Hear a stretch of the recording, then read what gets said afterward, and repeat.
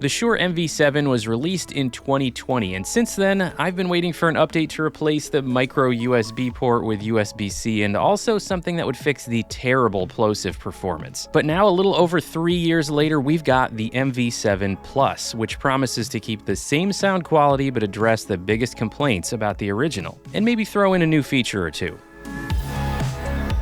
Before we dive in, I want to mention that this video is not sponsored, and Shure did not send me the MV7 Plus for this video. I purchased it myself. I do have an affiliate link for you in the description if you're interested in picking up the MV7 Plus and you'd like to support this channel.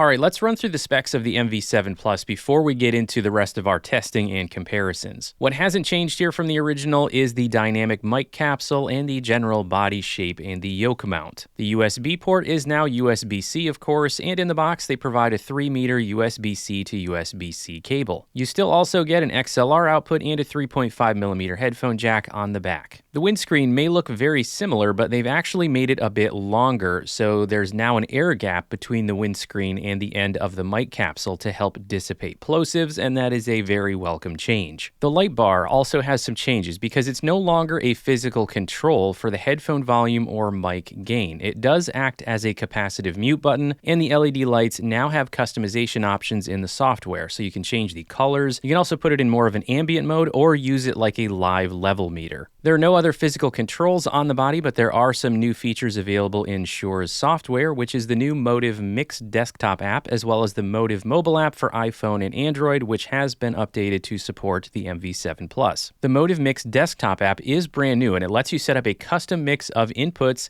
and your output, including non-Shure audio input sources, which is pretty nice. It is still in beta, and it's not perfect yet, but this is how you adjust your audio settings for the MV7 Plus on a desktop, because currently, as of the time of recording this, the older Motive desktop app has not received an update to support the MV7 Plus, at least not yet, and I don't know if Shure intends to do that. Inside the settings, you still have an auto gain feature, which Shure says has been improved. You also still have a high-pass filter at 75 Hz and 150 Hz. If auto gain is disabled, you also have control for the compression level, and you have a tone shaper, which you can slide from dark to neutral to bright to adjust the sound. You also have a limiter to prevent clipping and a new reverb feature that allows you to add reverb in real time if that's something that you want. Two other new features are the real-time denoiser, which is a noise reduction feature, not a noise gate, more on that later, and the popper stopper, which is supposed to reduce plosives. All the DSP features are retained in the microphone, so you can set it up on one device and then plug it into a different device, and all the settings will remain.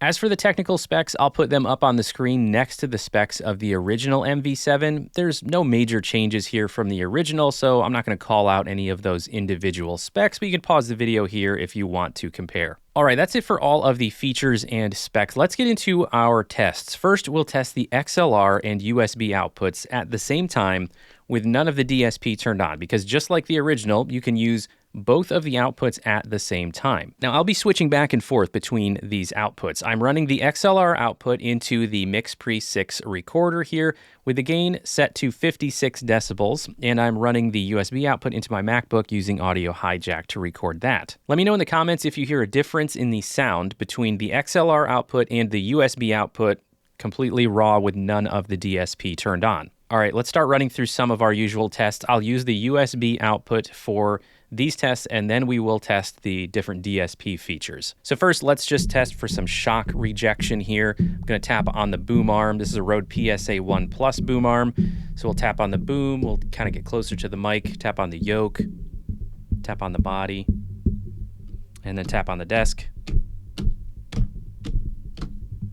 And now here's some keyboard noise. We have the MV7 Plus about 9 inches away from the keyboard here. This is a mechanical keyboard, the Lumen Key 65, with linear switches. And here's how much of that it's picking up without the denoiser turned on. And now the denoiser is turned on, so pay attention to the difference between the keyboard noise and if it's adding any artifacts, any processed sound to the dialogue now that the denoiser is turned on. None of the other DSP is turned on, just the denoiser. All right, now for a quick plosive test, both without and with the popper stopper. Please pick my podcast. Please pick my podcast. All right, now for a quick off-axis rejection test. I'm going to play some fan noise here. None of the DSP is turned on, and we'll just kind of move this sound around and see how it falls off outside the polar pattern.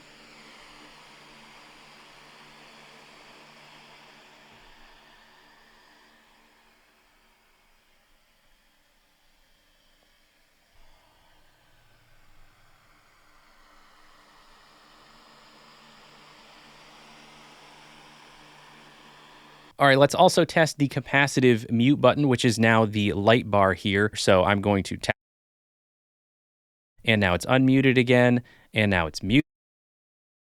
Is unmuted again. All right, now let's run through some of the DSP features and how those change the sound. And they, of course, only apply to the USB output. They do not apply to the XLR output. Even if you're using the XLR output at the same time, you won't get any of that DSP processing applied to the XLR output. So right now, nothing is turned on. Now I have the 75 Hertz high pass filter turned on, but no other processing. Now I have the 150 Hertz high pass filter turned on and no other processing. And now we're back to no high pass filter. And now I've taken the tone slider and turned it all the way down to the dark setting. By default, it's in the natural position, which is in the middle. And then you have dark on one side and bright on the other side. This is all the way in the dark direction, but you have a lot of incremental steps in between. One thing I want you to listen for is sibilance. So listen to the S sounds on the dark setting, and then listen to the S sounds on the bright setting. This is now all the way in the other direction, turned up 100% to the bright side of things. And the reason why I'm pointing out sibilance is because I personally think what I'm hearing is, besides changing the overall tone and getting more of that like crispy high-end sound on the bright setting, I think maybe leaning it more towards the dark side of things helps reduce sibilance a little bit because, of course, it's attenuating a little bit of those higher frequencies. Now we're back to the natural setting, and I have changed the compressor to the low setting. So this is low compression, no other DSP. And now the compressor is on medium, and again, no other DSP, just the compressor on medium. And now the compressor is on high, and still no other DSP settings, just the compressor on high. And now the compressor is back off, so no DSP, the tone is set to natural, no compression. Now let's do a quick test of the limiter. So what I'm gonna do is turn the gain up here, and then we will turn the limiter on to see how that helps reduce clipping. So now the gain is on plus 18, and I definitely hear clipping here. I can see it on my level meters. It does not sound good. And now the limiter is turned on, and I still have the gain set to the maximum plus 18, and I'm talking at the same volume. Let me know in the comments, do you hear that the limiter is effectively preventing that distortion, that clipping, or is it actually still happening somewhere prior to the limiter? It shouldn't be, in theory. All right, and now we have a bunch of the DSP all turned on at the same time. We have the gain turned back down to a +4 on the manual setting. We have compression on medium. We do have the limiter turned on. We have the real-time denoiser turned on. We have the popper stopper turned on, and we have the high-pass filter on 75 Hertz. So this is everything but the reverb feature, and the tone setting is turned down just below natural, so a little bit towards the darker side. So this is how all of that processing sounds together, how you might actually use it if you were trying to set it up for, your video calls or your streaming or something like that. And once again, here is some background noise, same fan noise about 10 inches away from the mic. All of the processing is turned on all together on those settings I just mentioned. And this is how the audio is sounding with a fairly loud source of noise nearby. Another thing I want to point out that I've noticed here that hopefully I can demonstrate here with this denoise feature is there's only on or off. There's a noticeably processed artifacty sound to the dialogue. But if I turn the noise down, now the noise is much quieter and it's still turned on. I did not change the settings in my MV7 Plus. I still have the denoise feature turned on, but I turned down the level of the noise. And to my ear, I don't hear nearly as much of that processed artifact sound. So it sounds to me like Shure has the denoiser set to automatically adjust how much processing is being applied based on the level of the noise that it's picking up. So it's not destroying the quality of your audio unless it absolutely has to. Now I have the plate reverb turned on, and there are a few specific features within the reverb section. This is something if you're recording an instrument, recording music, or if you're doing vocals for music, you might want it in there. You do have the option of hearing the reverb, but not actually sending it to the output, as well as sending it to the output, but not hearing it in the monitoring. So it's nice that Shure gave you those options, and now our reverb is turned back off. All right, now we'll do a quick comparison to some other microphones. Most of these are going to be combo USB XLR microphones since they are direct competitors. So we're going to be using the USB output for pretty much all of them. All right, first up, we have the original MV7 here. And this you can still get. You can still get it on Amazon for the original MSRP of $249, which is a little bit less than the MV7 Plus, which is $279. But you know what? Let's make this a fair fight.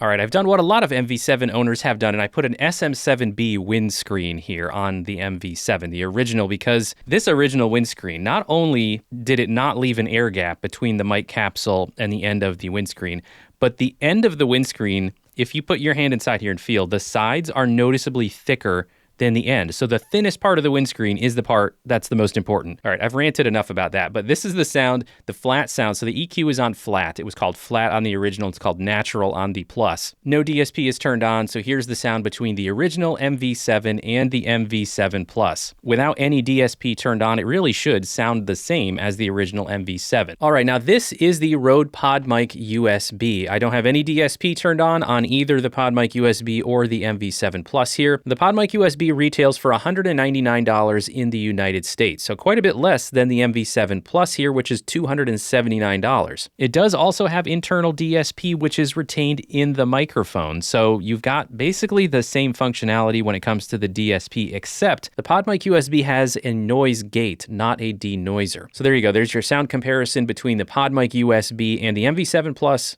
over USB.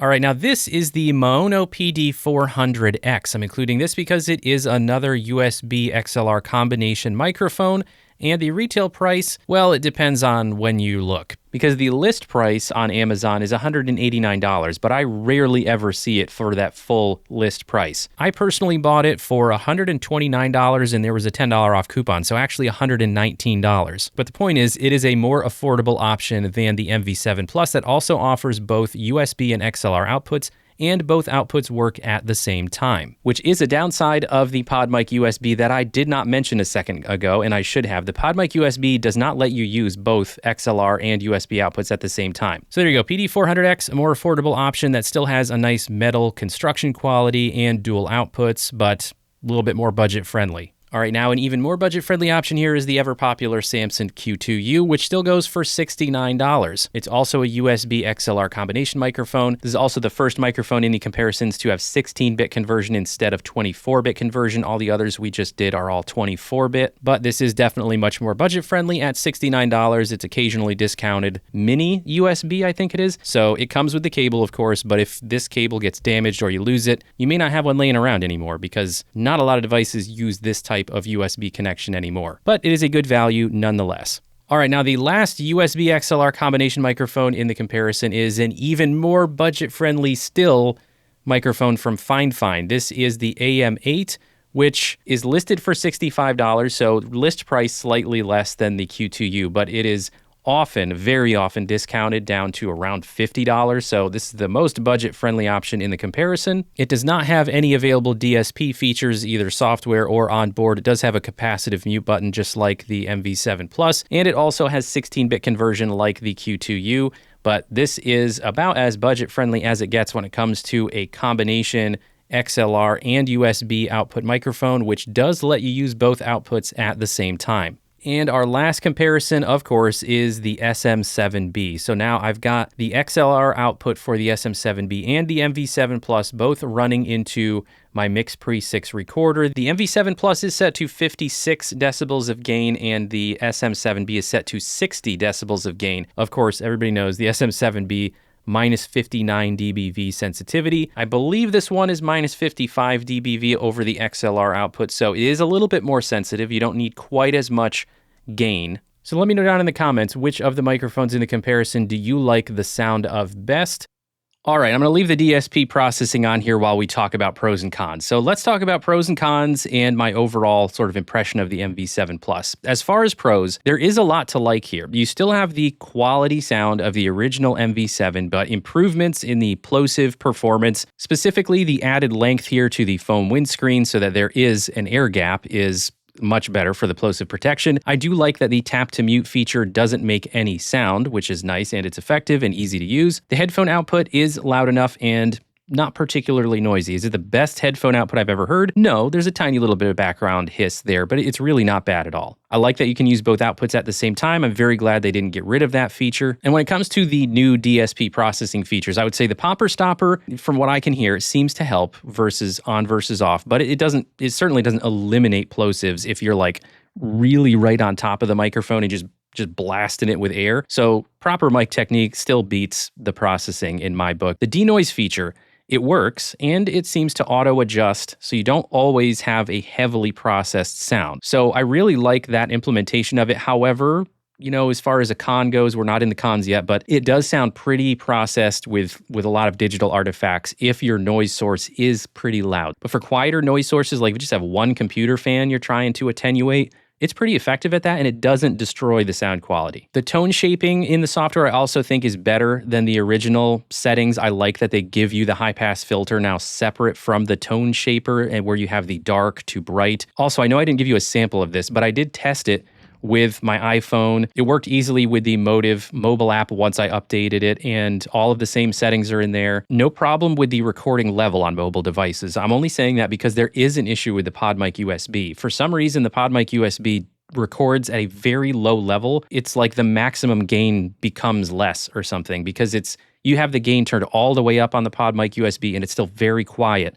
when you're using it with an iPhone. No issue like that with the MV7 Plus. It pretty much works exactly the same on a mobile device as it does on a computer. Also, of course, still like that the DSP is retained in the mic, makes it great for work from home if you use a computer that you cannot install software on. Now, there are still a few cons here, in my opinion. First, Shure removed the physical control for headphone volume and mic gain. Now, the LED light bar on the original was a little bit of a clunky implementation, but instead of like fixing that or giving us a physical dial somewhere, they just got rid of it. I wish they figured out how to have a better implementation of physical controls. Shock rejection on a boom arm like this is just average. I had better luck with it on a low profile when I tested it, but on a boom arm like this, and this is not a super cheap boom arm, this is the Rode PSA 1 Plus, it's just kind of average at rejecting the shocks. So, you know, that could always be a little better. Another thing that's worth pointing out is if you have auto gain turned on, you don't have control over the compression. Auto gain becomes like a control over both the gain and the compression. I don't love that. I'd rather have control over the compression and also be able to use auto gain if I wanted to.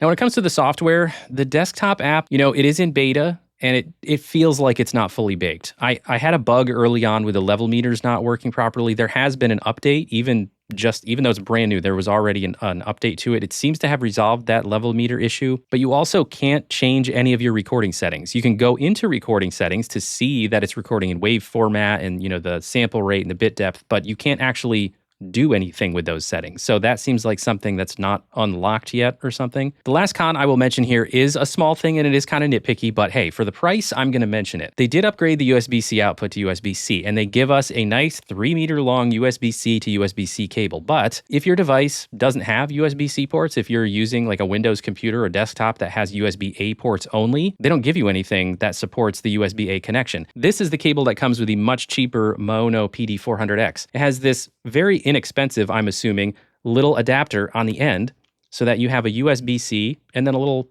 quick connect USB-A adapter. How cheap would that have been for Shure to give us? For $279, I would have liked to have seen something like this included. Lastly, let's consider the price in my overall recommendation here. The price in the US is $279, which is $30 higher than the original MV7. I do think that the MV7 Plus is an overall better microphone than the original. That being said, the MV7 Plus is kind of in a similar position that the original was. It's just there's more in the market now. If you want a USB XLR combination mic, it's a premium choice that in general will not disappoint. However, if your budget doesn't stretch to $279, there are now just a lot more viable options on the market than there were in 2020. Yes, there are situations where this is probably the best choice, but there's also more situations now where this may not be the best choice because there are so many other options. So that'll do it for this video. Let me know what you think of the MV7 Plus down in the comments. Let me know if you picked one up for yourself and how you're liking it. Don't forget to subscribe to the Semi-Pro Tech and Gear channel, and while you're here, I wanted to check out one of these videos. I'm sure you'll enjoy it. Thanks, everybody.